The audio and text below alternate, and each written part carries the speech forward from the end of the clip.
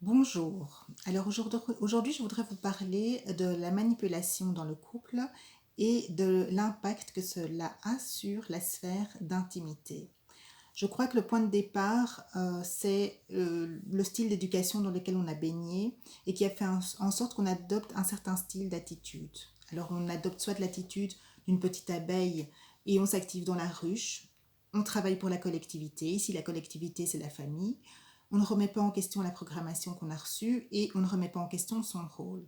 Ou alors on pourrait se voir comme une petite fourmi qui reste bien à sa place d'ouvrière et qui s'acharne à tenir au mieux son rôle aussi.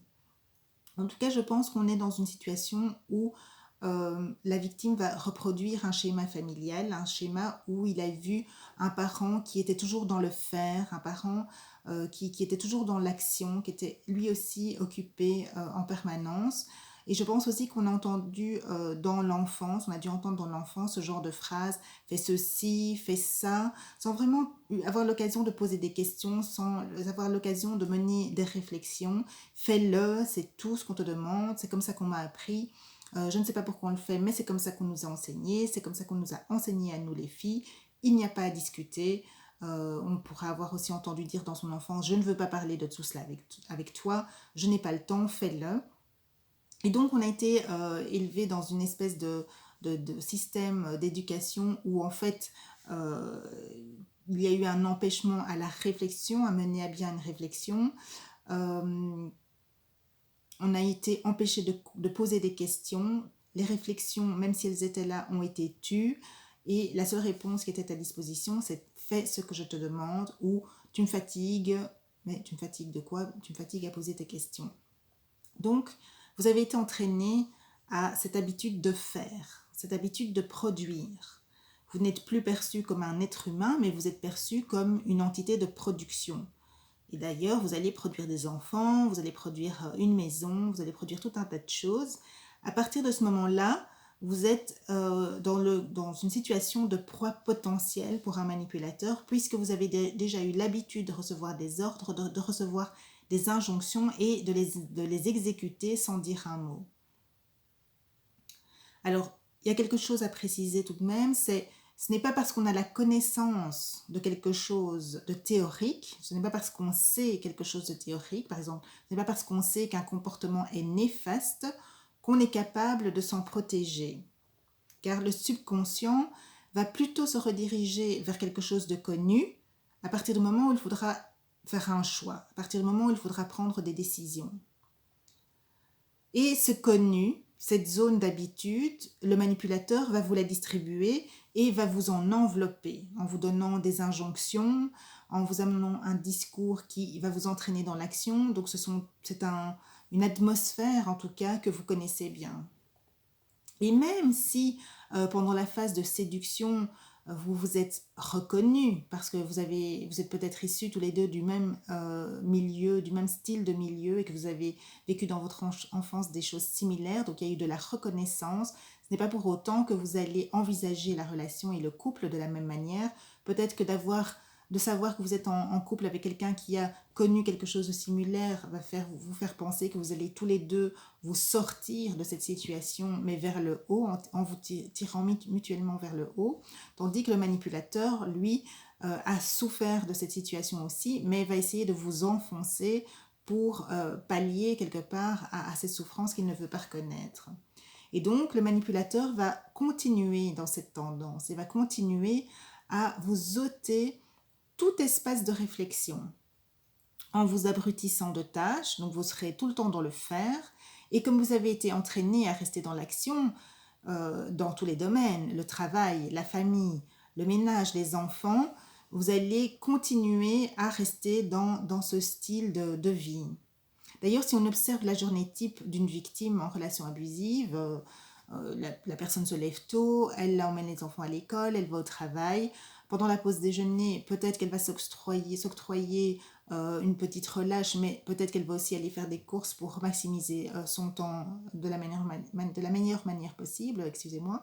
Elle va rentrer de son travail, il y aura les activités extrascolaires, elle va goupiller certaines courses pendant le temps des activités extrascolaires.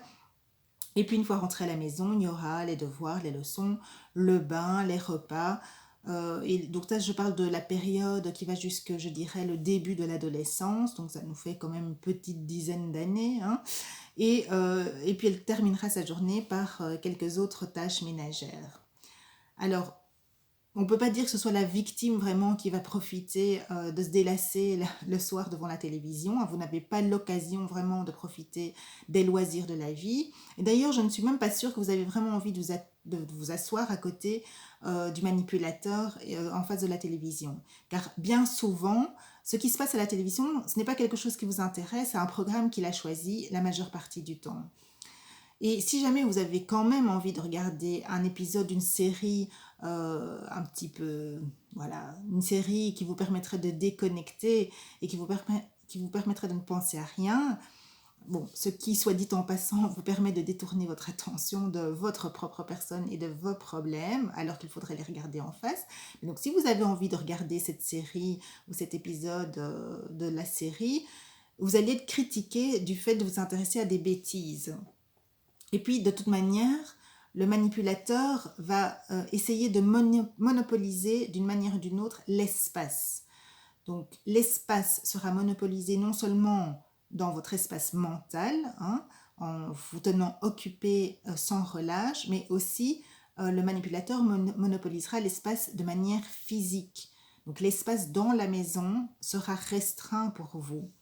Il se peut d'ailleurs que vous vouliez un soir regarder la télévision, mais comme c'est vous qui avez mis les enfants au lit, le manipulateur, lui, aura le temps d'installer ses activités du soir pendant que vous vous occupez des enfants, et vous redescendez dans le salon, vous avez envie de regarder la télévision, le manipulateur aura mis de la musique.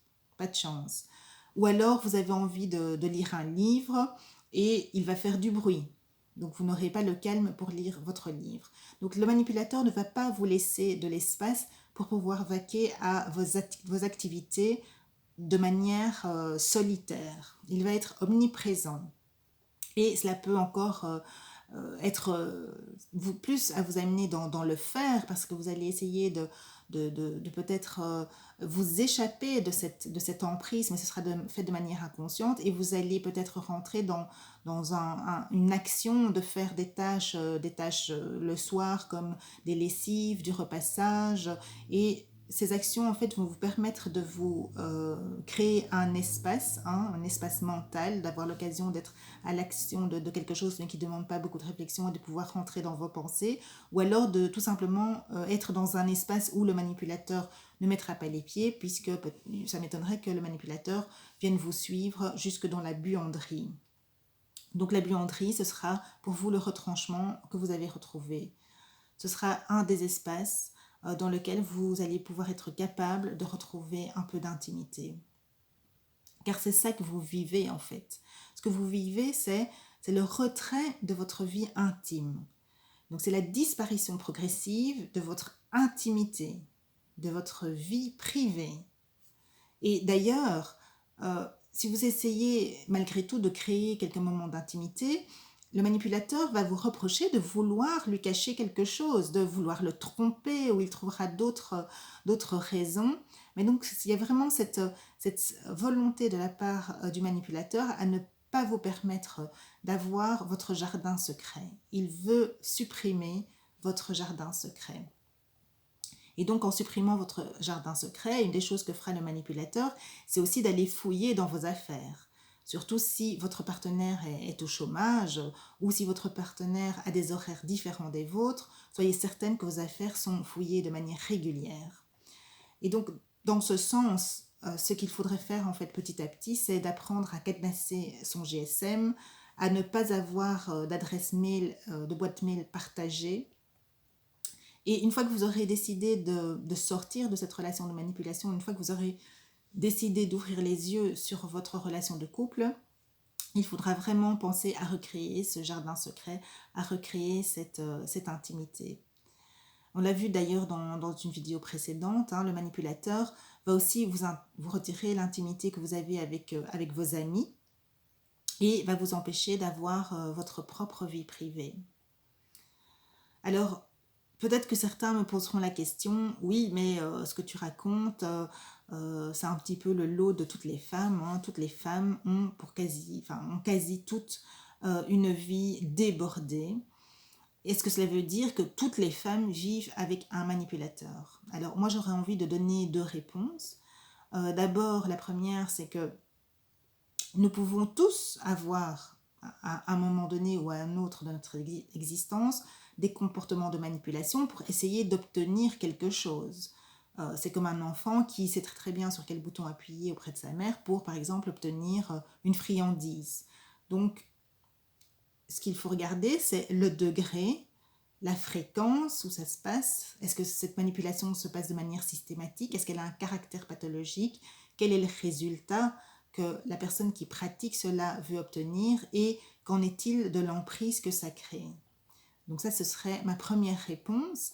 Et ma deuxième réponse, si j'élargis un petit peu, si on parle de la situation des femmes de manière générale et le fait qu'elles ont énormément de tâches à faire dans une journée, si j'élargis la question et que je pense de manière beaucoup plus systémique, je regarde la société dans laquelle on vit, je regarde la société dans son ensemble et je me pose la question, sommes-nous dans une société qui prône l'épanouissement de la femme ou sommes-nous dans une société où la majorité n'aurait peut-être pas intérêt à, à faire en sorte que la femme puisse trouver son épanouissement, et nous serions alors dans une société où la majorité aurait intérêt à maintenir les femmes dans le faire et dans l'action.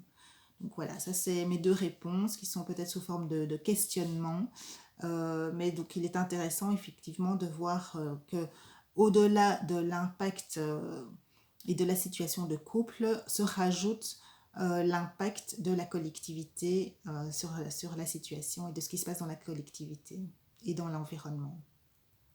Ceci était donc une petite parenthèse sur la manipulation et l'impact sur l'intimité et la vie privée de la victime. Je vous remercie. À bientôt.